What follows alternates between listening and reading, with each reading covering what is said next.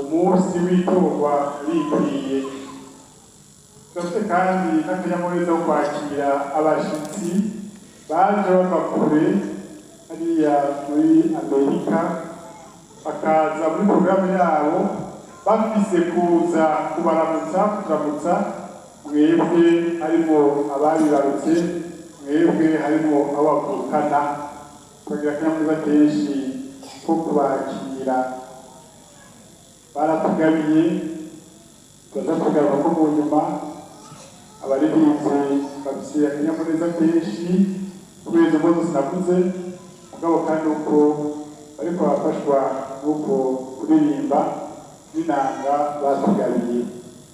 None twese turahuye ngo tubiraze Imana, twikengurukire kuri iyo ngabirano ishyiramo umwe gukurikirana ibanga ryiwe mu rukundo, mu kwitanga, twiyumvira abandi nk'uko Papa aza kutubwira, ufise bike nawe ufise bike afise atanga, uwavyinshi nawe nibaze barakurije abandi dufise ivyakeye. Twese rero duhurize hamwe imitima n'ivyiyumviro, dusaba Imana ngo yame ishigikira umwe wese imigambi myiza y'urukundo afise. Turaho tutagereye mu rukundo, turaho tutagereye itorwa ryacu, dusaba ikigongo tubona yuko kabisa dufise umutima ugororotse. Yirega Mana Data byose,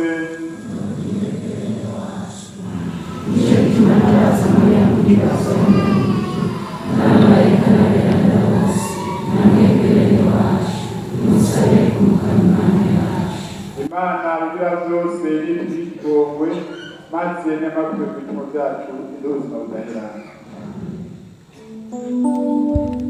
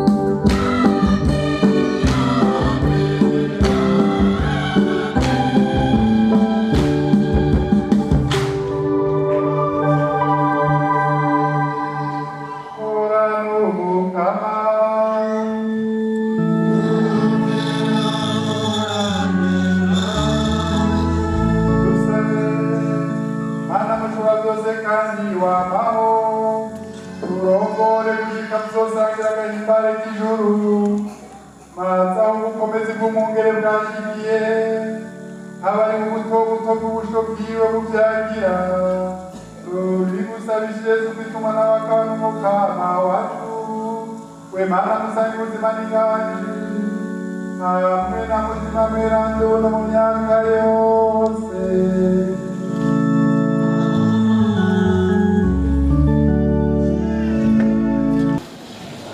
Igisomwa cya mbere. Ibyo dusoma mu gitabo cy'ibikorwa by'abatumwa. Muri irya minsi Petero yohejwe na mutima mweranda yavuze ati: bene intara namwe bashinga ntahe ntega amatwi, ko mbona uyu munsi mutwagiriza icyiza twagiriye ikimuga mukatubaza icyo twagikirishije. Nimuze mwabimenya mwese n'igihugu cy'Isirayeli cyumve kwico kimuga cyakijijwe n'izina rya Yesu Kristo umunyanazareti, umwe mwebwe mwabamba Imana ikamuzura mu bapfuye. Iryo zina niryo ryakijije uyu muntu ahagaze imbere yanyu. Uyo Yesu niwe ryabuye mwebwe bubatsi mwari mwataye, ariko noneho ryabaye iry'ishimikiro. Bisubiye ngaha ku isi nta wundi muntu n'umwe yigeze yitwa izina rishobora kudukiza. Ijambo ry'Imana.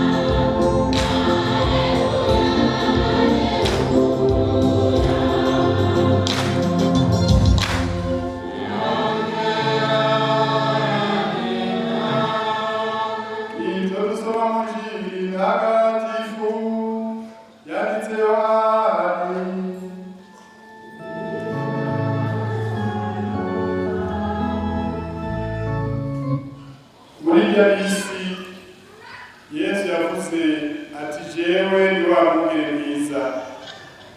Umwungere mwiza yimura intama ziwe. Umucangiro atari umwungere kandi atari intama abona insizije akazitano agahunga, ayo nyampyisi ikazigwamo ikazishwiragiza. Ubwo rero ahunga kuko umucangiro atabaye izo ntama. Jewe ndi wa mwungere mwiza, ndazi intama zanje nazo nyantama zikandenya nk'uko data nzi nanjye nkamumenya, kandi ndimura intama zanje. Ndafise n'izindi ntama zitari muri ubu buryo, nazo nyene bwirizwa kuzizana uzokumva ijwi ryanje, kandi hazoba ubusho bumwe n'umwungere umwe. Ico data nkundira ni uko ntanga ubuzima bwanje nze nsubire kuburonka. Ntawubunyaka ni jewe nyene ubwanje ndabutanga, n'ububasha bwo kubutanga n'ubwo gusubira kuburonka. Iryo teka naciwe na data. Dushimagize ijambo ry'Imana.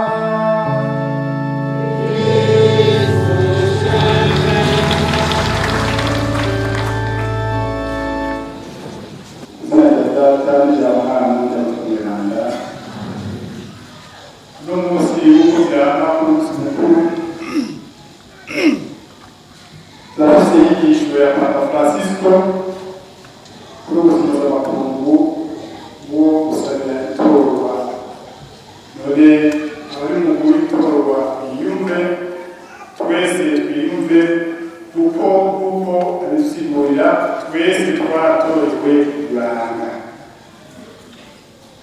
Umutwe mukuru w'inyigisho ni twahamagariwe kuba umwizero no kubaka amahoro.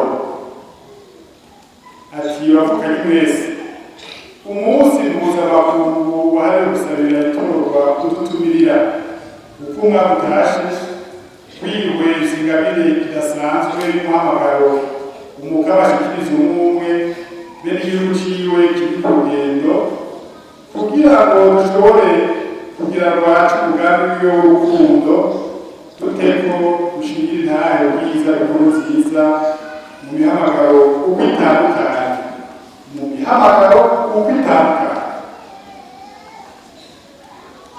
ukutega yombi umuhamagaro w'Imana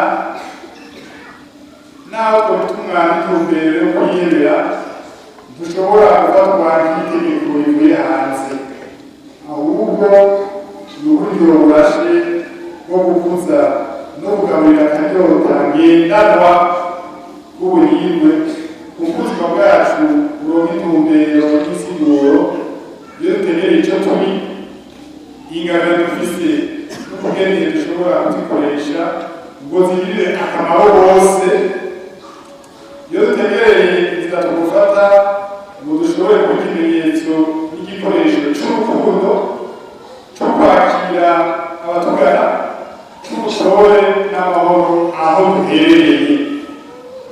Nicyo gituma uyu munsi wakutubera akaryo keza ko kwirukana ubukeruzi imbere y'umukama ari nako bazi kandi wegera gufashanya n'abandi.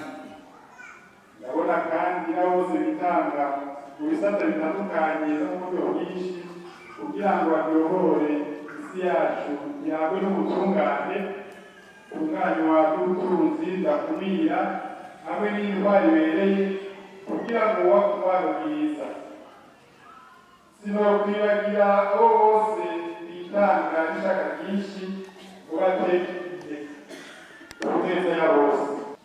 Ndiyumvira abihaye Imana bahera ubuzima bwabo bose ku mukama haba mu gacerere k'isabisho haba mu kwazanya mu butumwa mbere bakanabukorera aho bahana ururimi bakitanga batiziganya ngo bateze imbere akarangamutima kabo n'umutima ugiye kwama urota gutera imbere batibagiye gufashisha ako karangamutima abo bahana bose.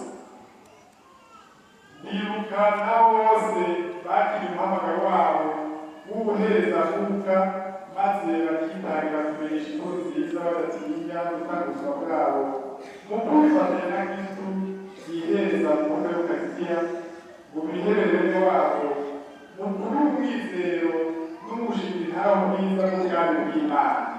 Nimumvire Yesu abakondore nimutore ibikorwa byanyu yose cyane cyane bibabereye ari nayo kwisunga inkuru nziza ari nako kwisunga inkuru nziza mwemere mwakire abatunganye kugira ngo abatunganye niwe wa mbere asonera rwose kwimenyereza wacu ku buryo ataduhaza ahubwo atwirinda.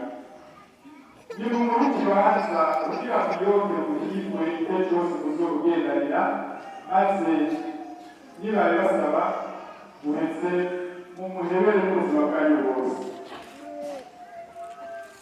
Turi gihugu ubutore bw'ubudasabwirabirano n'imihamagaro kugira ngo abakristu wemeza kandi ugahemeza turadufasha gutegera bisumbirije akaranga kacu k'abakristu. Turi igihugu cy'Imana kiri ku rugendo mu kubeshwaho no gutuma mwiranda ngo tube amabuye mazima yubaka ku mubiri wa Kristu maze umwe wese akemera nk'urugingo akamera nk'urugingo rw'umuryango wagutse w'abana b'umubyeyi abavukanyi hagati yabo. Nitumeze nk'amazinga yo mu gahinga ka Nyaganande mugabo turi ingingo zubatse umuryango. Nicyo gituma umunsi mpuzamakungu wo gusaba itorwa kuba n'icyo nsangizanya nako turafise ingabiro nyinshi za mutima tukaba duhamagariwe kumvirizanya no kugendera hamwe kugira ngo dufashanye guhugura ishaka rya mutima mweranda twakurira neza kuri bose kugira ngo dufashanye kuruhura ishaka rya mutima mweranda twakuye neza rwose. Mu bihe tugezemo inzira turimo ituganisha ku guhimbaza umwaka wa yubile w'ibihumbi bibiri na mirongo ine na gatanu. Tuve hasi tugende tumeze nk'abakerarugendo b'umwizero tugana umwaka mweranda, maze uko tugenda tuzirikana umuhamagaro wacu ari nako turwanisha ingabirano zitandukanye za mutima, dushobore gushikiriza abantu indoto ya Yesu yo kurema umuryango umurangwa n'ubumwe ukomoka ku rukundo rw'Imana, twiserura gusabikanya no mu gukomeza amahoro. Uyu munsi wahariwe rero twatambira data waturonse ingabire y'imihamagaro yerana yo kumwubakira ubwami. Saba rero njye n'umurima arungika abakozi benshi mu murima wiwe. Igisabisho naco turazi ko kigizwe cyane cyane no gutega amatwi usumba kugwiza amajambo tubwira Imana. Umukama ayaga umutima wacu, nico gituma yifuza kwama usanga uri ndasa, uteze nk'irembo uzira amahinyu. Muri uyu mwaka w'ibihumbi bibiri na mirongo ine na kane wahariwe gusaba integuro ya yubile, duhamagariwe kubura ingabirano idasanzwe yo gushobora kuyaga twimbitse n'Imana yacu ngo bidufashe kuba abakerarugendo b'umwizero, kuko igisabisho ariyo nkomezi ya mbere y'umwizero. Uko gusenga niko umwizero, uko usenga niko umwizero werekana, nawe kandi bitutera kuja imbere. Igisabisho kirugurira umuryango umwizero. Ni by'ukuri umwizero niho ubusanzwe uri. Mugabo mu gisabisho ndawugururira umuryango, tube abakerarugendo b'umwizero n'abubatsi b'amahoro.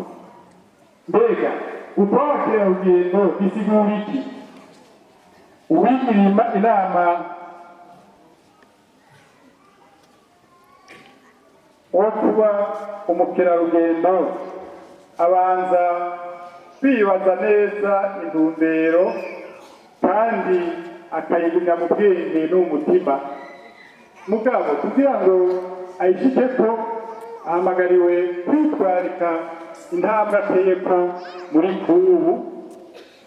Ivyo bizogusaba kutagira ivyo yiremereza, akiyambura ivyo vyose bidakenewe, agatekera ijambo kandi akameza ko iminsi yose kugira ngo uruhe ubwoba, ugutekereza n'umuzimagiza ntibibangamire urugendo rwiwe. Gutyo ukuba abakerarugendo bisigura kwemera kuva hasi iminsi yose atakurambirwa, twitwaje ishaka n'ingoga zo kugira intambuko zose zikenewe mu rugendo. Nkako naho intama n'ingoga, izo ntambuko zitwamutera kuja imbere ngo twubure ibanza ry'ibintu bishasha. Isiguro y'ubukerarugendo rubwitu niyi: dufata urugendo tugiye k'urugendo rw'Imana, tukaboneraho no kurondera kwimenya bisubirije biciye mu rugendo rw'umutima kugira dufashijwe n'ubwinshi bw'imigenderanire butavugika. Tworohereza cyane abo tubana tutibagiye n'ibidukikije. Ndabisubiyemo, ntimutinye kwitanga. Don Oreste Benzi yarabaye ubutumwa bw'intwari, yanze yiyemera abo bose yibagiwe batagira mikoro, maze akavuga ati uvuze neza. Yavuze ati nta n'umwe akenye ku buryo turonka icyo gutanga. Ipapa zitaribaga. Nta n'umwe akenye ku buryo turonka icyo gutanga. Kandi nta n'umwe atunze ku buryo turonka na kimwe mu bakene. Ako kantu kashize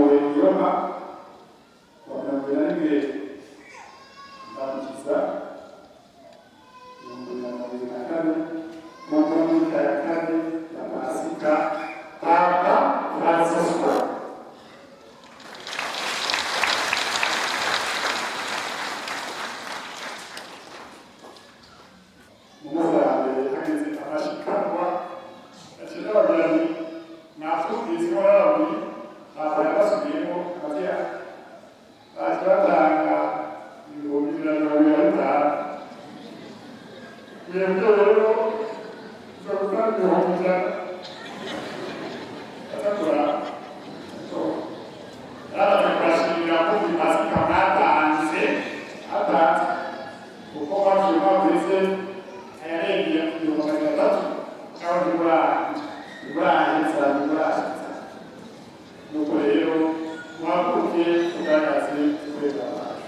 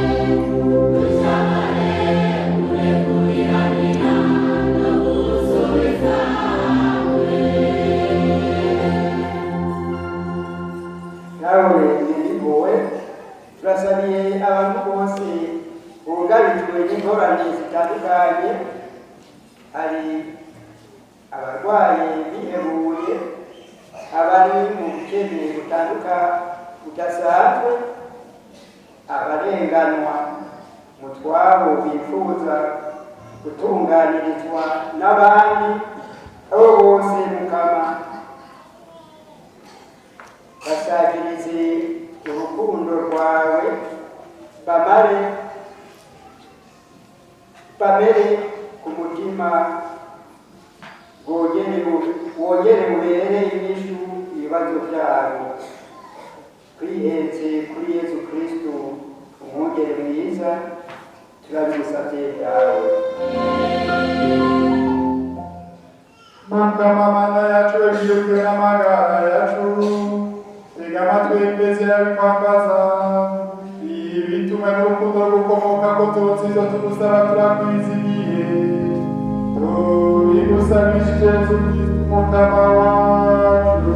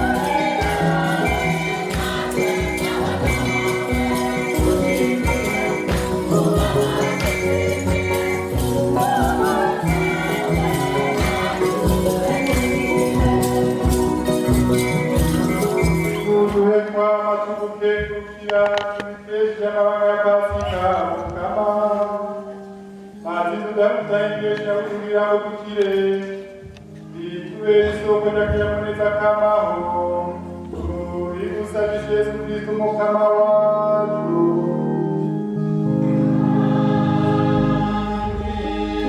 Orane umukama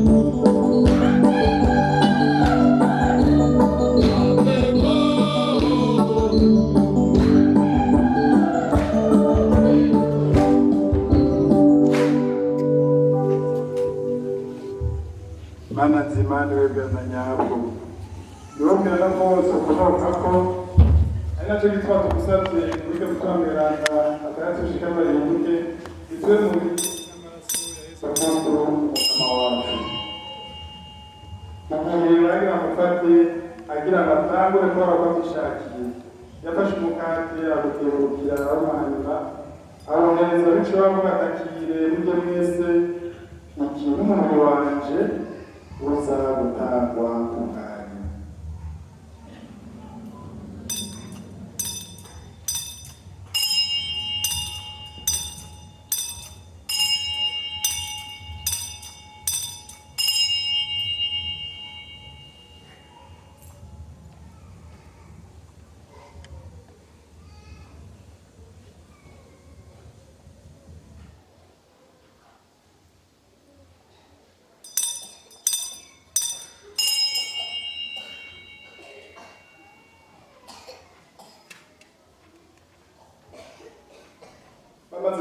Bujumbura ajya kwa kundi afata ikarisi yo gukenguruka ayihereza abishobora kugatakire buri wese. Iyi ni ikarisi y'amaraso yanje, amaraso y'isezerano rishasha kandi izokwamaho aza guseswa ku bwanyu no ku bwa benshi abakize ibicumuro. Ivyo murabifite mu gihugu.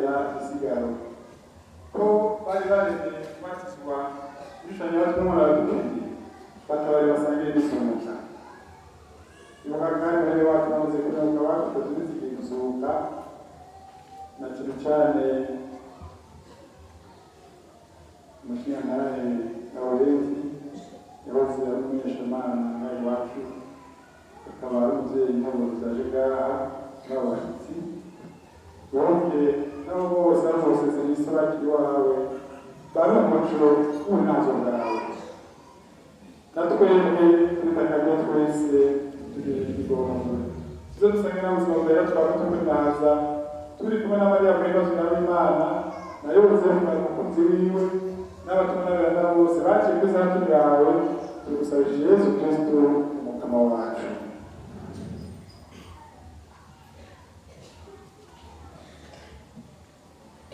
Kubwiwe hamwe nawe no muri we nyene nuterwa iteka n'ugusenywa Mana Data mushobora byose hamwe na mutima mutagatifu ongera uninazwe mu myaka yose.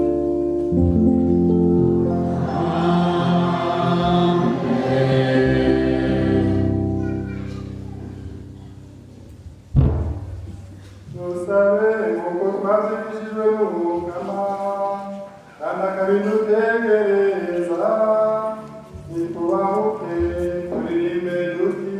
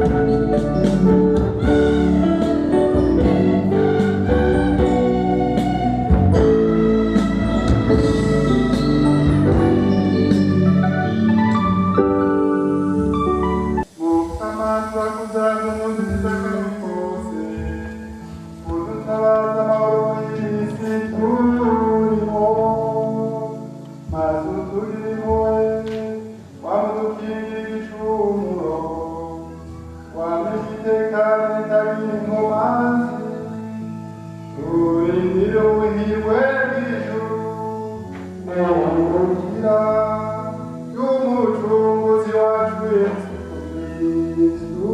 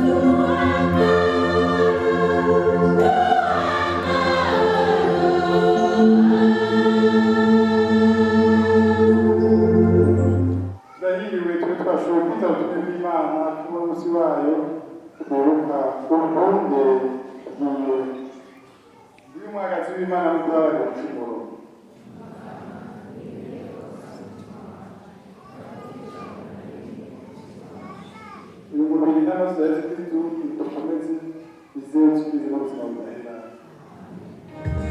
Thank you.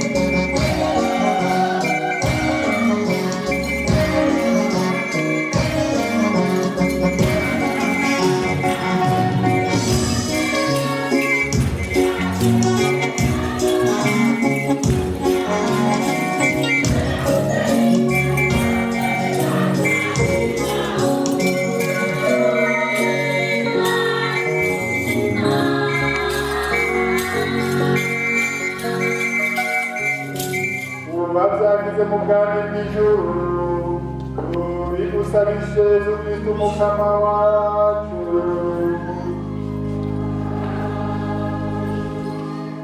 Aho rero nabyo ko ari umunsi ufise ibyishimo byinshi n'ibitekerezo byinshi ko ari iminsi mikuru yashobora kwigenga umwuga wose ukuyitwaho waba umunsi mukuru cyangwa umunsi w'Imana wa kane wa Pasika, umunsi wikwiye waba umunsi wo kwibuka Yesu umubemwiza wagize uko bikwiye, yaba umunsi mukuru w'itorwa umunsi mukuru bikwiye, waba kandi umunsi mukuru wo kwakira abashyitsi wari umunsi mukuru bikwiye.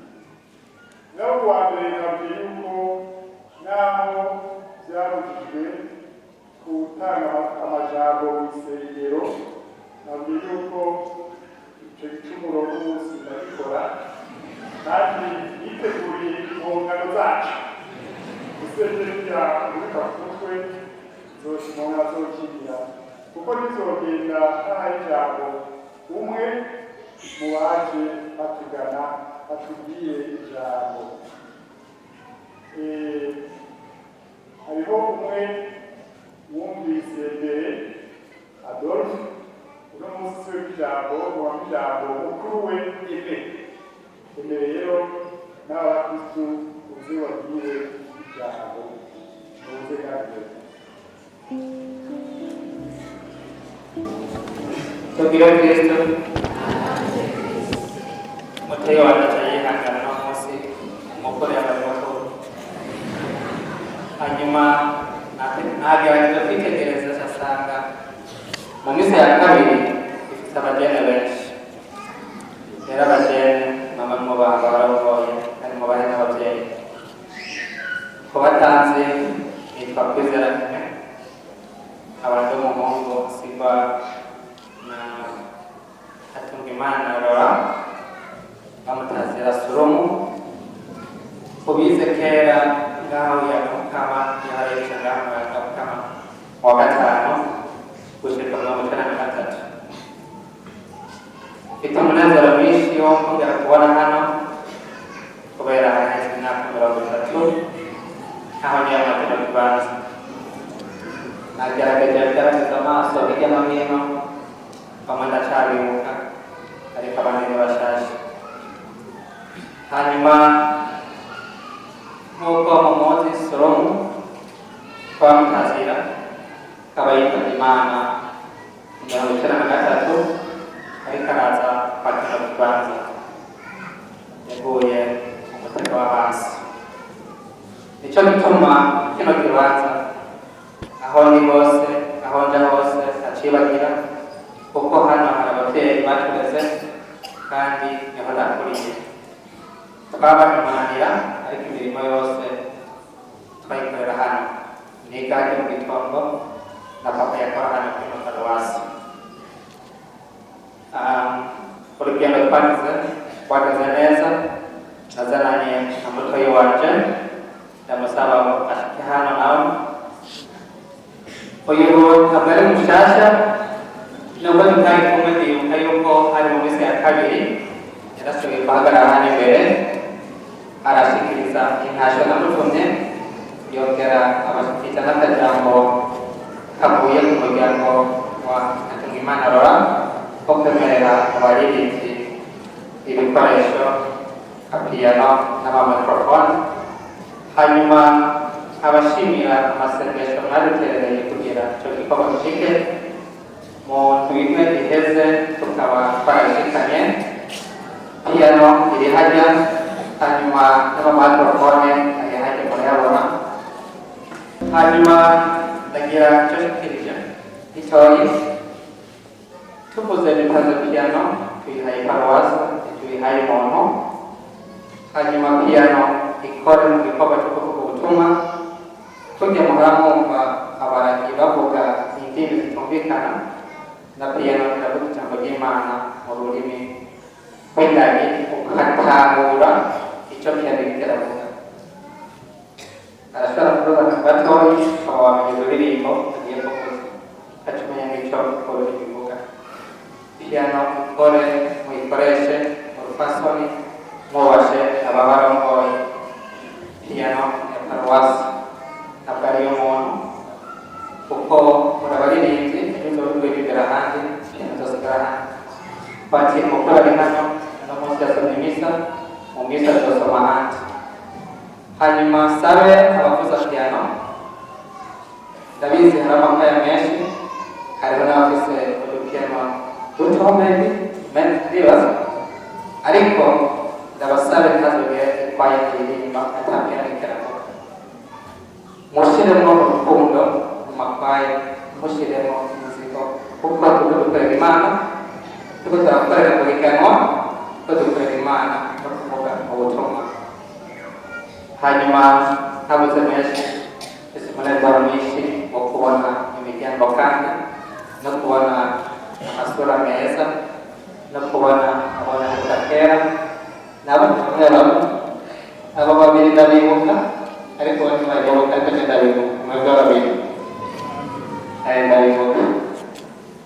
Hanyuma ntabwo turi babiri gusa, turi abana batanu ariko ubwa mbere haje umwe, ubu haje nani babiri, ubugira ubundi tuza turi benshi muzababona bose ndabibemereye.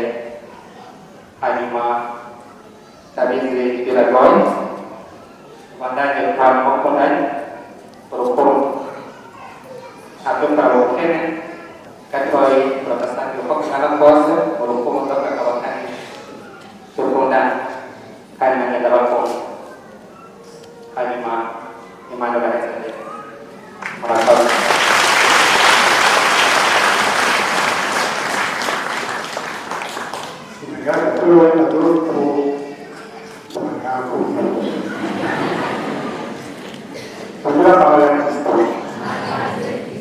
Subire shimire rwose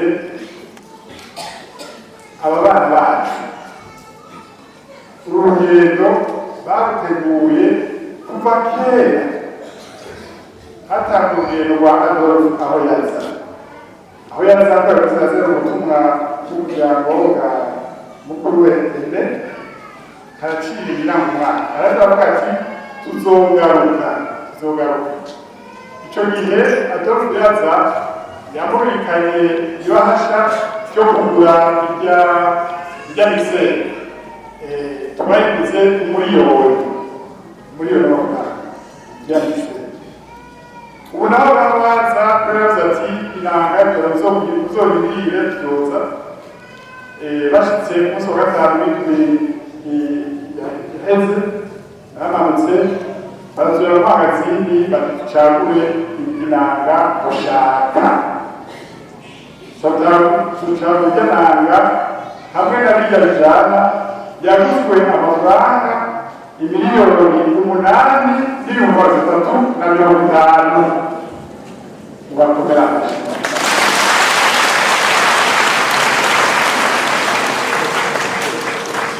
Aratubwira ati nta mukene ariho abuze icyo atanga, nta mutunzi ariho abuze icyo agira.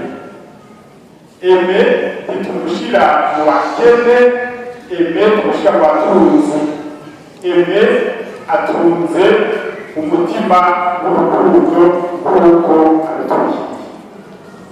Ufise umutima w'urukundo yaba afise icyo atanga. Umutima w'urukundo uzi urukundo araronka icyo atanga, utawufise nawe afise byinshi ntavyatanga. Ijambo bashirako nuko yatumereza yuko se wiwe yarumenyeshamana yigisha mwaka wa gatanu, tuba twese ico abamenyeshamana tumariye mu nyigisho mu bukristo bwacu. Utazi abamenyeshamana muri mwebwe arazaniye ntabinasa.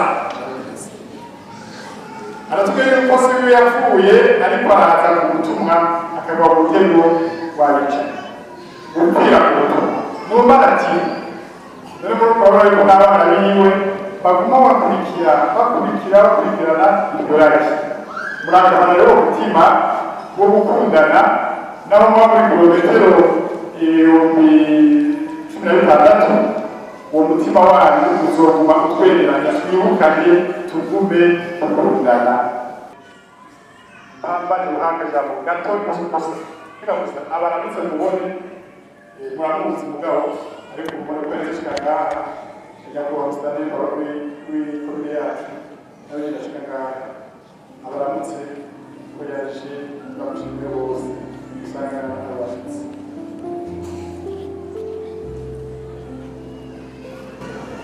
Tugire Kristo mwese ndabaramukije amahoro y'Imana.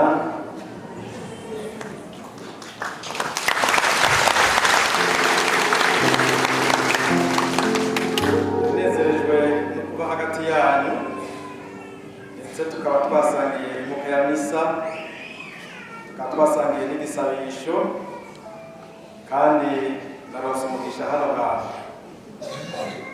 Naho hari nkunze kuhaza isoko ni kure cyane, ariko ni kubera ibikorwa tuba dufise bitari bike. Hari aho rero usanga nagiye ahandi. N'umunsi rero n'iteka Imana yanteye kugira ngo ushobore kuba ngaha, kandi ikaba ndahasanze ibyiza n'ibi. Impera amashimana yawe.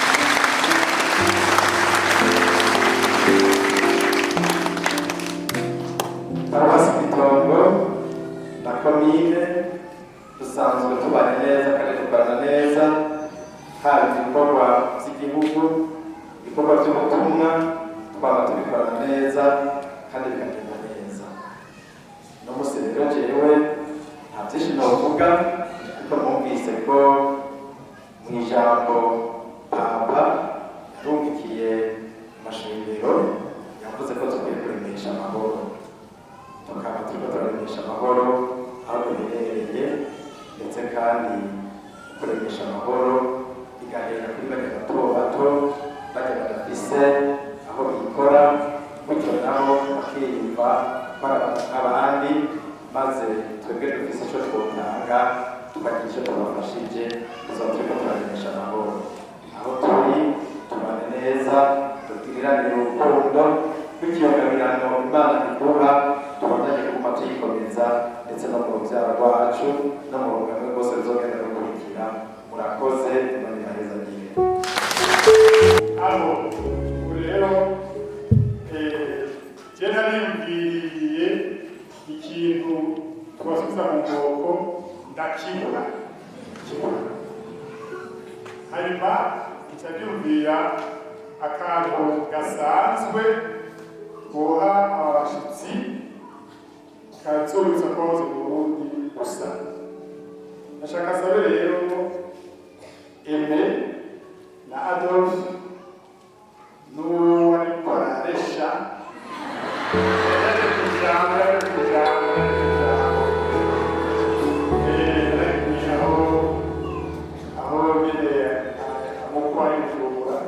bazanane ngaha imbere nanjye musabe bikabagane muzi hanyuma sabe akanasizo kuhazana yavuze ko uwo yabonye harimo mado ari mu nama kuri Paruwasi igira ngaha mu bantu Filipo akundira akanzanira tubaye akira avuga tende azovuza Burundi. Yavuze ko uwandi yabonye Tarasisi umumenyeshamana nawe bamuhe akandi gakado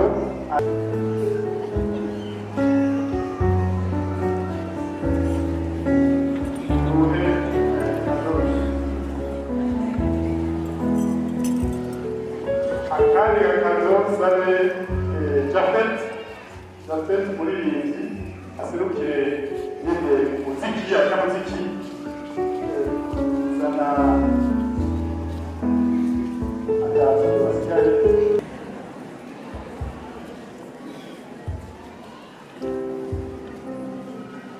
rero nyene nakira kugende kuko nta ibyiza twomaga mu Burundi muri Amerika usanga ataco bimaze rero ikimenyetso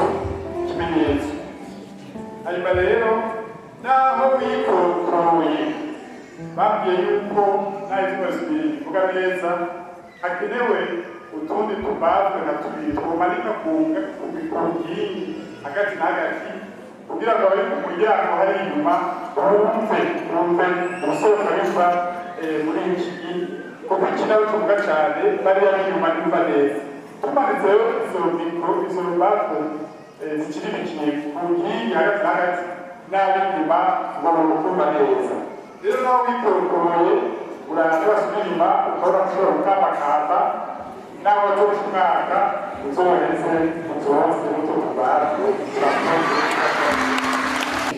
Mungkin masih Pak, mungkin masih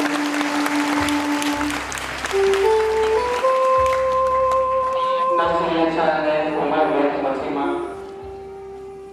Poga si hati dan asli aku Kudrah moyo manya Pace Naga coba tawakan Kapa yang masima hau kabar asli Kabar hari ini pengeja Ikor norokondo Hanima Rabazayo Tam hari ini murah Mai masukan Hanima Mondel Nakuranya Nakuze Honima Dan nakuze Senga Sinabwana Mubawa sih Hari ini nakuze Inzeni Mana Kandi Naratriwa Bangkuri Mumana Di zaman Nakuranya Bangkuze Pembayo Tabu Peremana Atau Hambaro Lima Hanima Contina Mosanen Salah agenda dan kita lihat boleh. Ini jadwal kita ini nama kita Moldova, pada Amerika dan coba perkiraan kita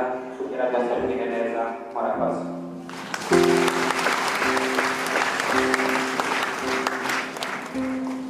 Muslim merapas.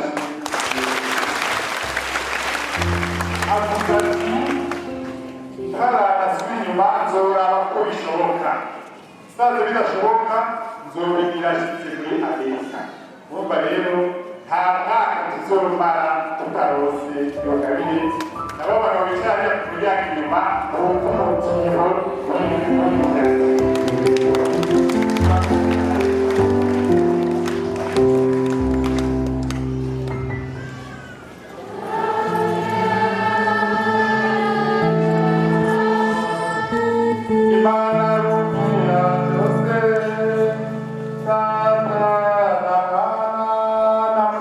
Miranda, Miranda,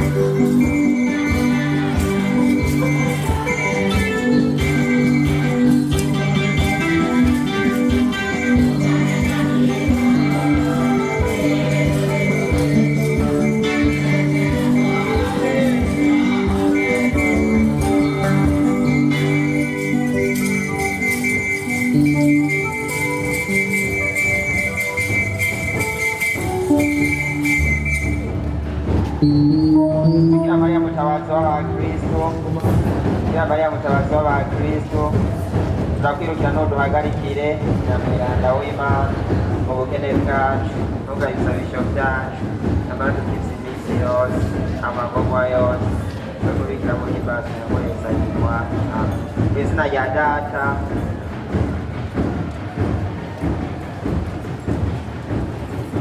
Thank you.